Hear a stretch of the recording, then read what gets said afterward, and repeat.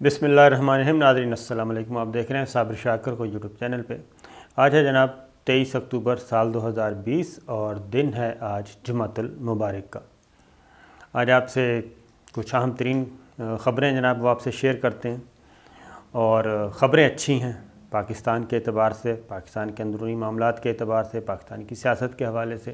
پاکستان کو فائدہ ہوگا تو ظاہر اچھی خبریں ہیں، اور کچھ ایسی ڈیولپمنٹس ہو رہی ہیں کہ جو آپ سے میں شیئر کرتا ہوں، اور جس کا فائدہ پاکستان کو ہوگا، اور پھر آپ کو اندازہ ہو سکے گا کہ یہ جو چیخیں ویخیں نکل رہی ہیں، ان چیخوں کے وجہ کیا تھی، اور ان چیخوں کی پکار کیوں اتنی زیادہ یکدم آئی ہے اور یکدم ایک بھونچال برپا ہوا۔ یہ ساری باتیں آپ سے شیئر کرتا ہوں، لیکن سب سے پہلے جناب ایک تھوڑی سی گفتگو کریں گے فیٹف کے بارے میں۔ فیٹف کا اجلاس چل رہا ہے، آج آخری دن ہے جناب، 21، 22 اور 23 اکتوبر 3 دن کا اجلاس تھا، اور اس میں جائزہ لیا جا چکا ہے پاکستان کے بارے میں بھی، اور پاکستان کے بارے میں یہی ہے کہ ابھی تک آخری اطلاعات کے مطابق پاکستان کو گرے لسٹ میں ہی رکھا جائے گا، کیونکہ اس سے پہلے ایک ماحول بنایا جا چکا تھا، اور وہ ماحول اس لیے تھا کہ جناب 6 پوائنٹس جو ہیں اہم ترین وہ جو ہیں وہ ابھی تک پورے نہیں ہوئے۔ لیکن فیٹف کے پیچھے چل کیا رہا ہے یہ میں آپ کو بتاتا ہوں، اور دوسرا یہ کہ پچھلی ویڈیو میں میں نے کہا تھا کہ جناب ایک فیٹف میں ہمارے دشمن تو ہیں ہی، اور کچھ دوستوں نے بھی دغا دیا، اور پھر میں نے کیا تھا کہ جناب ایک ملک نے ہمیں، جو کہ دوست کا دعوے دار ہے، اس نے ہمیں ووٹ نہیں دیا، اور وہ پچھلے سیشن جو ہوا اس میں ہمیں ایک اور ووٹ کی ضرورت تھی۔ اگر وہ ووٹ مل جاتا تو ہم پچھلے سیشن میں ہی ہم گرے سے نکل جاتے، اور گرے والی تلوار بھی ختم ہو جاتی، لیکن ایسا نہیں ہو سکا، اور اس میں نے کسی ملک کا نام نہیں لیا تھا، بلکہ ایک ملک کہا تھا، اور اس خبر پہ میں ابھی بھی قائم ہوں۔ اور سوشل میڈیا پہ آپ نے دیکھا، ظاہر ہے بہت سارے لوگ ہیں جو مجھ سے بہت زیادہ پیار کرتے ہیں، اور بہت سارے ہیں جو اس سینس میں پیار کرتے ہیں، تو اس طرح کے لوگوں کے لیے کوئی میرے پاس نہیں ہے جی حل۔ اللہ تعالیٰ ان کو خوش رکھے، ان کو ہدایت دے۔ تو میں صرف ایک بات بتا دوں کہ میرا اول و آخر جو ہے جناب وہ پاکستان ہی ہے، میرا وطن پاکستان ہے، اور پاکستان سے میں شروع ہوتا ہوں، پاکستان پہ میری گفتگو ختم ہوتی ہے۔ اور جہاں تک ہے ہمارے دین کا تعلق، دین پہ جی جان بھی قربان، اور ظاہر ہے، اور وہی دین ہمیں کہتا ہے کہ اپنے وطن سے جو ہے وہ اس پہ مر مٹنا چاہیے، اور وطن بھی جو بنا ہی لا الہ الا اللہ کے نام پہ ہو۔ تو اس لیے میں کسی بھی قسم کی پرواہ نہیں کرتا، یہ نہیں دیکھتا کہ جناب اگر اس ملک کا نام لیا تو کیا ہو جائے گا، اور اس ملک کا نام لیا تو کیا ہو جائے گا۔ ایسا کچھ نہیں ہے۔ جہاں پہ نام لینا ضروری ہوتا ہے وہاں پہ ڈنکے کی چوٹ پہ جناب ہم نام بھی لیتے ہیں، اور جہاں نام نہیں لینا ہوتا وہاں نہیں لیتے۔ لیکن یہ بات ذہن میں رکھیے کہ بہت ساری باتیں ہیں جو کنوے کر دی جاتی ہیں، اور وہ کنوے مختلف طریقوں سے ہوتی ہیں، اور وہ خاموشی سے بھی ہو سکتی ہیں، وہ نام لیے بغیر بھی ہو سکتی ہیں، اور وہ نام لے کر بھی ہو سکتی ہیں۔ تو جب جہاں جیسے ضرورت پڑتی ہے وہی حکمت عملی اختیار کی جاتی ہے۔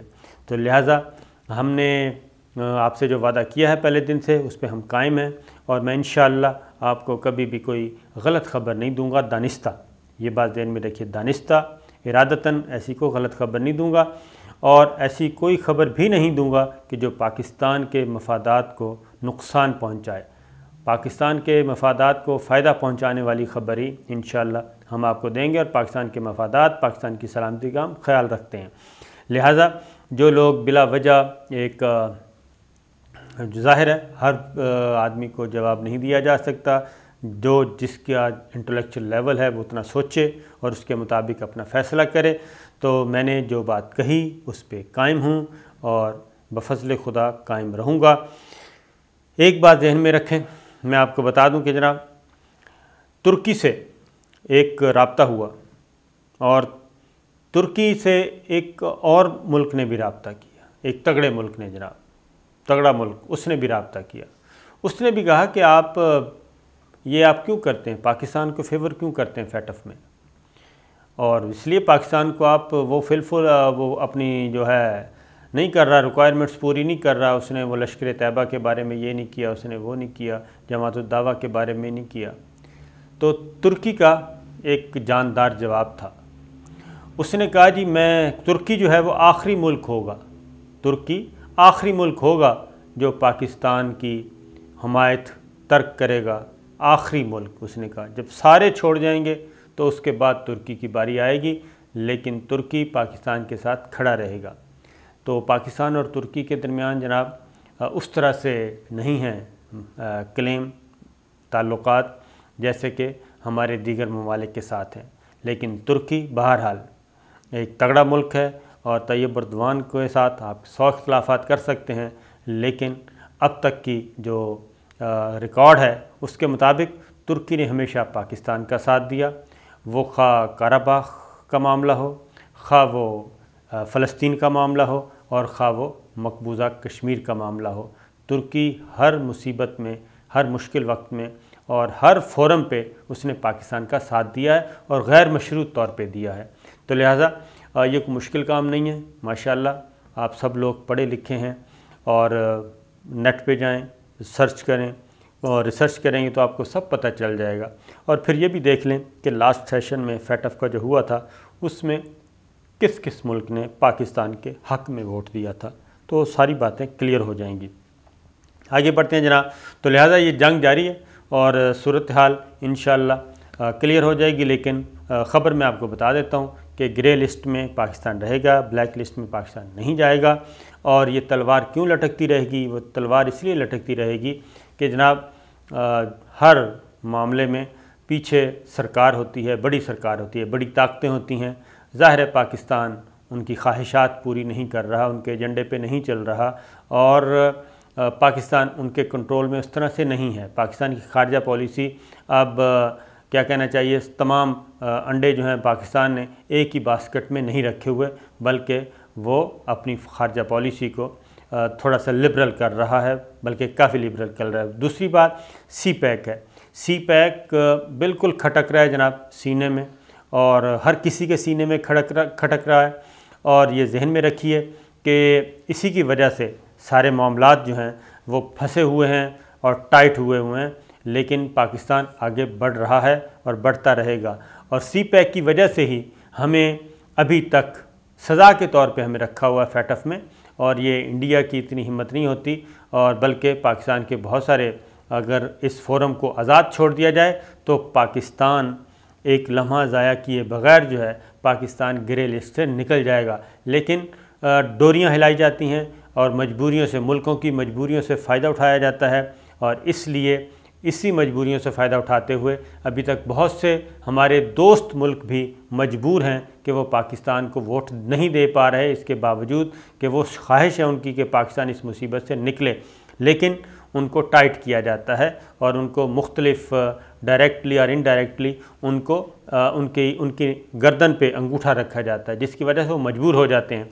اس کی ریزن یہ ہے کہ امریکن پریزیڈنٹ نے جب اوپنلی یہ بات کہہ دی کہ جناب پاکستان کا نام گرے لسٹ سے نکالنے کے انتظامات کیے جائیں، لیکن امریکن اسٹیبلشمنٹ نے ان کی اس بات کو فالو نہیں کیا، اس کی بات پہ عمل نہیں کیا، اور اس کے بعد یہ شاید وزیر خارجہ ہمارے شاہ محمود قریشی بھی بتا چکے ہیں، اور ہمارے وزیر اعظم عمران خان بھی بتا چکے ہیں کہ پریزیڈنٹ ٹرمپ کے کہنے کے باوجود جو متعلقہ کنسرنز لوگ تھے، امریکن اتھارٹیز تھیں، انہوں نے پاکستان کو سپورٹ نہیں کیا، اور وہ اسی لیے سپورٹ نہیں کیا جا رہا کہ پاکستان کو اب چاروں طرف سے گھیرا جا رہا ہے، ایک بار پھر گھیرا جا رہا ہے۔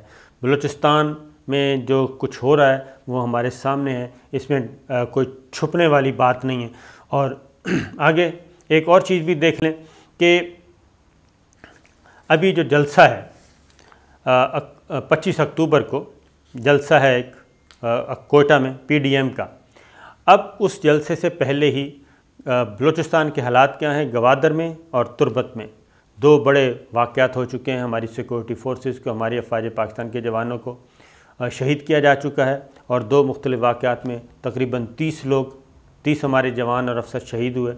پھر اسی طریقے سے پاک افغان بارڈر پہ ہمارے جوانوں کو شہید کیا گیا، پاک ایران بارڈر پہ شہید کیا گیا، اور इंडियन मीडिया खुलेआम कह रहा है कि जनाब 25 तारीख को जो कोयटा में जलसा होना है उसमें किसी बड़े लीडर को निशाना बनाया जा सकता है। और जब वो ये ख़बर दे रहा है तो बड़े लीडरों में मौलाना फजलुर रहमान साहब, मोहतरमा मरियम साहिबा और तीसरी तस्वीर बिलावल भुट्टो जरदारी की लगाई गई है। तीनों तस्वीरें दिखा रहे हैं और बता रहे हैं कि जनाब उनको हिट किया जा सकता है। और इल्ज़ाम किस पे लगा रहे हैं? हमारे इंटरनल पाकिस्तान पे ही लगा रहे हैं कि ये अब पाकिस्तान के इदारे करेंगे, लेकिन ब्लेम रॉ पे डाला जाएगा। अब उसके बाद ये पहले से मौजूद है और उसके बाद बाकायदा तौर पे एक थ्रेट अलर्ट भी जारी किया गया जिसमें मुतनब्बे किया गया है कि कोयटा में इस तरह का हादसा हो सकता है, दहशतगर्दी का वाक़या हो सकता है।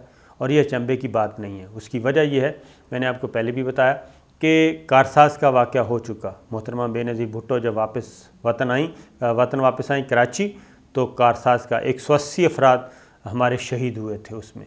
और उसके बाद फिर पिंडी में मोहतरमा बेनज़ीर भुट्टो को शहीद किया गया, दहशतगर्दी का वाक़या हुआ। उस दिन भी सुबह DGISI ने 27 दिसंबर को सुबह DGISI इस्लामाबाद में मोहतरमा बेनज़ीर भुट्टो से मुलाकात करते हैं। उस वक्त के DGISI लेफ्टिनेंट जनरल नदीम ताज थे। उन्होंने मुलाकात करके बताया कि जनाब सूरत हाल संगीन है, आप एहतियात करें, आप जलसे में ना जाएं, जलसा कैंसिल कर दें। लेकिन मोहतरमा ने कहा कि नहीं, वो जाएंगी। इलेक्शन कैंपेन थी, वो गईं। और फिर ये भी कहा गया था कि गाड़ी से बाहर आपने नहीं निकलना, और वो गाड़ी से बाहर भी निकल आईं। कारकुन सामने आए, कारकुनों के रूप में कुछ लोग थे जी, वो आए और ट्रैप हुई मोहतरमा और वो हादसे का शिकार हुई। तो अभी भी ये बात कही जा रही है, लेकिन इसको मजाक समझा जा रहा है। और इसके पीछे भी कौन है कि कोई भी खुदा न खास्ता आपस में सियासी इख्तलाफात हमारे अपनी जगह, वो मरियम बीबी हों या बिलावल भुट्टो हों या मौलाना फजलुर रहमान साहब हों या नवाज शरीफ साहब हों, शहबाज शरीफ हों, कोई भी हों, इवन अचकज़ई भी हों और असफंदियार वली ख़ान हो, कोई भी हो जनाब, आपस के सियासी इख्तलाफात अपनी जगह पे हैं। लेकिन खुदा न खास्ता कोई हादसे का, दहशतगर्दी का निशाना बने ये। और फिर मौलाना फजलुर रहमान साहब पे 2 अटैम्प्ट्स हो चुकी हैं। तो ये सारी चीज़ें साथ साथ चल रही हैं पाकिस्तान को घेरने की। अंदरूनी तौर पे भी पाकिस्तान को घेरा जा रहा है और बैरूनी तौर पे भी पाकिस्तान को घेरा जा रहा है। तो इसलिए फैटफ के बारे में हमें बहुत ज़्यादा हम खुश फहमी का शिकार नहीं हैं। और लेकिन ये ज़रूर है कि हमारे दोस्त ममालिक ऐसे हैं कि हम जनाब ये क्या कहना चाहिए कि हमें वो बचाने वाले मौजूद हैं। हमारे इतने दोस्त ऐसे हैं, पाकिस्तान के हालात ख़राब नहीं हैं इतने कि जनाब बिल्कुल ही हम आइसोलेशन में, ऐसी बात नहीं है। लिहाजा ये थी वो गुजारिशात जो मैं आपको पेश करना चाह रहा था। ये मज़ीद ख़बरें, एक और ख़बर मैंने आपको कहा था कि बता दूं। एक हमारे पास ये एक अहम तरीन इदारा है, उसकी एक रिपोर्ट पड़ी है, तहकीकाती रिपोर्ट। उसमें 2 सालों में इंडिया ने पाकिस्तान को आलमी सतह पे भी और सोशल मीडिया पे, जिसको 5th जनरेशन और हाइब्रिड जंग कहते हैं, उसमें बाकायदा तौर पे पाकिस्तान को बदनाम करने के लिए और पाकिस्तान को एक दहशतगर्द मुल्क साबित करने के लिए एक मुनज़्ज़म कैंपेन चलाई। और मुनज़्ज़म कैंपेन का मकसद क्या था, ये सारा अदाद शुमार हमारे पास मौजूद हैं। उसका मकसद ये था कि पाकिस्तान को गैर मुस्तहकम किया जाए, अंदरूनी तौर पे इंतशार और खलफिशार का शिकार किया जाए। और इसके लिए हमारी इंटेलिजेंस एजेंसीज़ ने भी और दीगर इदारों ने भी एक मुफस्सल रिपोर्ट बाकायदा तौर पे तरतीब दी है, सबमिट करवाई है। उसमें 4 बड़े हदफ इंडिया ने रखे हुए थे जी। ये जो फैटफ वाला मैं कह रहा हूँ कि ये फैटफ इंटरलिंक है। फैटफ की जो तलवार हम पे लटकाई हुई है, ये किसी वजह से लटकाई हुई है, क्योंकि ग्रे लिस्ट से हम निकले तो पाकिस्तान के बाजू हाथ खुल जाएंगे, पाकिस्तान आज़ाद हो जाएगा बहुत सारे एक्टिविटीज़ करने में, बहुत सारी सरगर्मियाँ, मुआशी सरगर्मियाँ करने में और तिजारती सरगर्मियाँ करने में। अभी तो दुनिया सोच रही है कि कहीं ये ब्लैक लिस्ट में जा रहे हैं, निकल रहे हैं, तो पाकिस्तान को अंडर प्रेशर करने के लिए ये सब कुछ आलमी कुव्वतें करती हैं। तो 4 हदफ थे जी। 1 CPEC था اور اس کے بعد پاک فوج کے خلاف مہم جی دوسرا بڑا ہدف تھا، کشمیر تیسرا تھا، اور سوشل میڈیا کے ذریعے پاکستان کے خلاف جتنا بھی زہر اگلا جا سکتا ہے وہ کریں۔ اور اس کی تازہ ترین جو مثال ہے وہ یہ ہے کہ جناب یہ جو کراچی میں کیپٹن صفدر کا ہوا تو انڈین میڈیا نے باقاعدہ طور پہ یہ خبریں نشر کیں کہ کراچی میں پولیس اور پاک فوج کے درمیان فائرنگ کا تبادلہ ہوا ہے، ایک دوسرے پہ حملے ہوئے ہیں، تھانوں پہ قبضہ کر لیا گیا ہے، مارشل لا لگ گیا ہے، سول وار شروع ہو گئی ہے پاکستان میں، سول جنگ شروع ہو گئی، آپس میں جنگ شروع ہو گئی ہے جناب۔ یہ ساری چیزیں تھیں، تو یہ اس طرح کی خبریں، اور اب وہ مذاق بھی بن رہا ہے کیونکہ ایسا کچھ ہوا نہیں۔ تو سی پیک کو آپ کے علم میں ہے کہ سی پیک کو کس طریقے سے انہوں نے ایک منظم کمپین کے ذریعے سب کچھ کرنے کی کوشش کی، اور اس کے بعد پھر چائنا نے جس طریقے سے جواب دیا وہ ہمارے سامنے ہے۔ پھر آرمی چیف جو ہیں وہ متعدد بار یہ بات کر چکے ہیں۔ پھر کشمیر کے بارے میں انہوں نے ایک باقاعدہ ایک نیگیٹو کمپین جو ہے وہ لانچ کی، وہ بھی پاکستان بھی اس کے نرغے میں نہیں آیا، اور بلکہ یہ ہوا کہ جو اطلاعات ہمارے پاس موجود ہیں کہ جتنی بھی پاکستان کی کالعدم تنظیمیں اور تحریک طالبان پاکستان اور دیگر جو ہیں جن کو ہم یہاں کالعدم قرار دے چکے ہیں، اقوام متحدہ کی لسٹ میں وہ کالعدم ہیں، اور فیٹف کے مطابق بھی وہ ہم نے ان کو کالعدم قرار دیا، وہ سارے کے سارے افغانستان میں موجود ہیں، ان کے بیس کیمپس، اور ان کے تعلقات انڈیا سے ہیں، انڈین را سے ہیں، وہ وہاں سے سب کچھ کر رہے ہیں، ادھر افغان انٹیلیجنس ایجنسی ہے وہ ان کے ساتھ ملی ہوئی ہے۔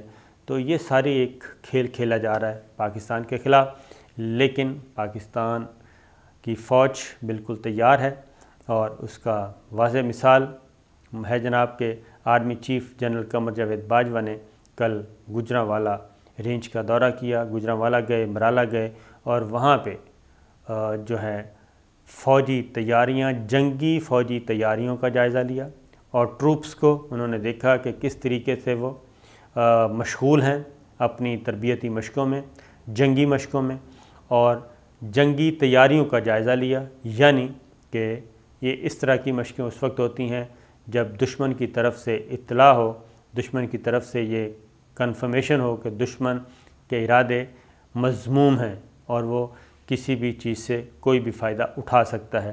تو یہ سب کچھ ہو رہا ہے جناب، لیکن پاکستان کی آنکھیں اور کان کھلے ہیں، اور پاکستان دیکھ رہا ہے، پاکستان کے ادارے جاگ رہے ہیں۔ تو یہ تھی جناب اب تک کی اطلاعات۔ اجازت دیجیے، اللہ حافظ۔